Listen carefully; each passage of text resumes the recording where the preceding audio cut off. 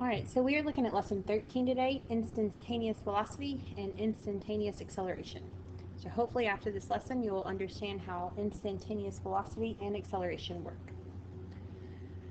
Average velocity is going to have the same value as the slope of the line that connects the endpoints. We talked about that a couple of lessons ago. You're just going to use your formula that we dealt with. The velocity average is x2 minus x1 over t2 minus t1. Sometimes the instantaneous velocity is equal to the average velocity, and sometimes it's not. So if we have a curve, if we connect from here to here, that would be the average velocity. And at some place here, the slope may be the same as what the instantaneous velocity would be, but most of the time it's not. Like if we drew the line here, that would be the velocity, which is obviously not the same as the slope of this line. But maybe right here, the slope would be a little bit closer to this one. So every once in a while, instantaneous velocity is equal to the average velocity. The instantaneous velocity is just the change in position divided by the change in time for a very, very short period of time. And so we're going to use this formula here. So we're going to let the change in x over the change in t, this is delta, it means change, and this is the limit as delta t approaches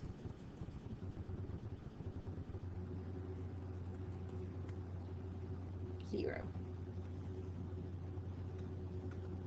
So the instantaneous velocity, you're going to take the limit as delta t approaches zero of the change in x over the change in t.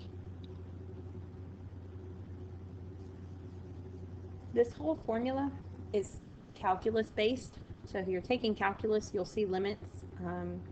If you haven't taken calculus, then if you ever do take calculus, then you'll see it. But we're going to go over how to use it in just a second. So the limit is the slope of the line that is tangent to the graph of the position versus time curve at the time in question. So we have our curve here, and we talked about circles and tangent lines in geometry. Remember, it touches it at one spot. Well, over here, this is our curve, and this is our tangent line because it touches it at only this point. And the limit is the slope of whatever that tangent line is.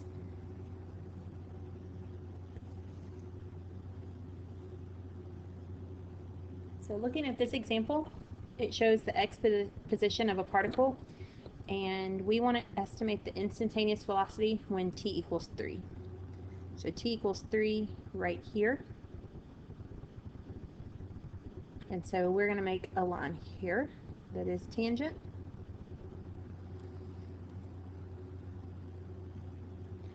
So on these, you're not probably going to get the exact same answer as what the book gets, and that's okay.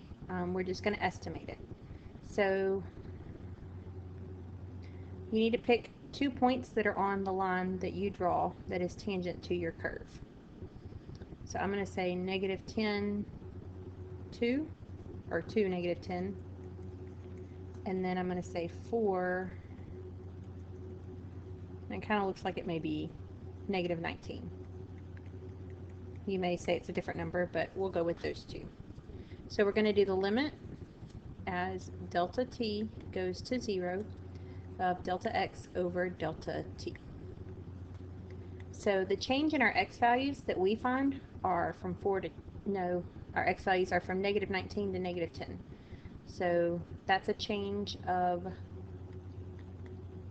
-9. And then the change in our time is a difference of 2. And so if you divide those, -9 over -2, or over 2, gives you -4.5. And remember, we always go to 2 sig figs on these, and they gave us 2 sig figs here. So it's meters per second, and that would be your answer. Now the book has negative 4.8, and so that's because they picked slightly different numbers. We are really close here, so we'll accept that as an acceptable answer. You just need to be close on those. If you had negative 7 here, then that's not really close. If you had negative 6, that's still not terribly close. You want to be pretty accurate, but being off just a little bit is okay. All right, so now we're going to look at instantaneous acceleration, and you do the same reasoning process for instantaneous acceleration as for instantaneous velocity. But instead of it being delta x over delta t, it's going to be delta v over delta t. So this is the graph of a velocity function. We want to estimate the acceleration when t equals 10. So t equals 10, it looks like right here. And this actually looks like a pretty straight line if we come down this way. And so I'm going to use these points right here. So this looks like it may be at 7 and 100.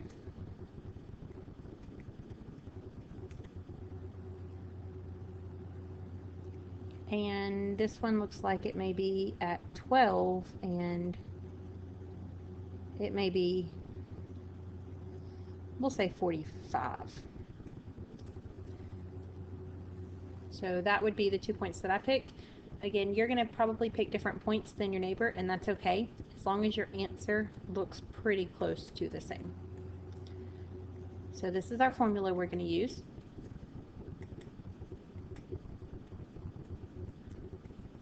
So our change in velocity is 100 minus 45, which is 55. And then our change in t is 7 minus 12, which is negative 5. And if you divide those, you get negative 11. And again, we go to 2 sig figs because we have 2 here, and we can read the graphs to 2 sig figs. And our units for acceleration are going to be meters per second squared. And so that's what I get for my answer. Now the book got negative 12. Again, that's pretty close, so we'll accept that as an accurate answer. Okay, looking at another example. This one is velocity for the particle. We want to know the instantaneous acceleration at 2. So there's 2, and we can use this line right here that is completely straight. And so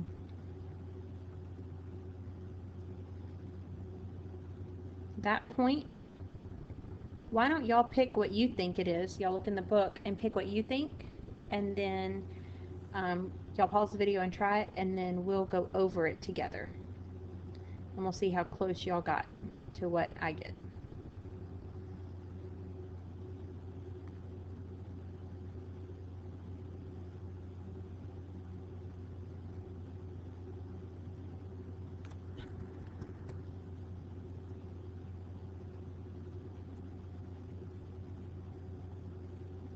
So I'm going to say it's 1.765 and 2.390. Those are estimates. It may help you if you use a ruler or a straight edge so that you don't have to draw in the book. But that's what I'm doing. I'm just kind of following it over to see where I think it looks like it goes. So the change in our velocity is 90 minus 65, which is 25, and 2.3 minus 1.7, which is 0.6, and so I get 41.6 repeating. And we again go to 2 sig figs on these graphs, so I would say 42 and meters per second squared. And now the book said it was more like 30 meters per second squared. So that's getting on up there on what would be acceptable. The reason there's such a big difference, these are going by 50s. And so when you have a bigger scale, you're going to have a much bigger change in your possible answers.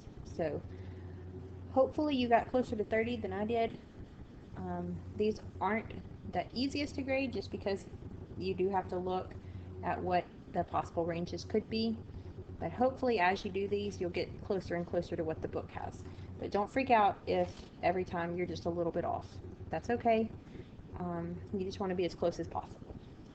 So for your homework tonight, you need to do 1 through 20 and then read through the curveball questions so that we can go over any questions you have tomorrow.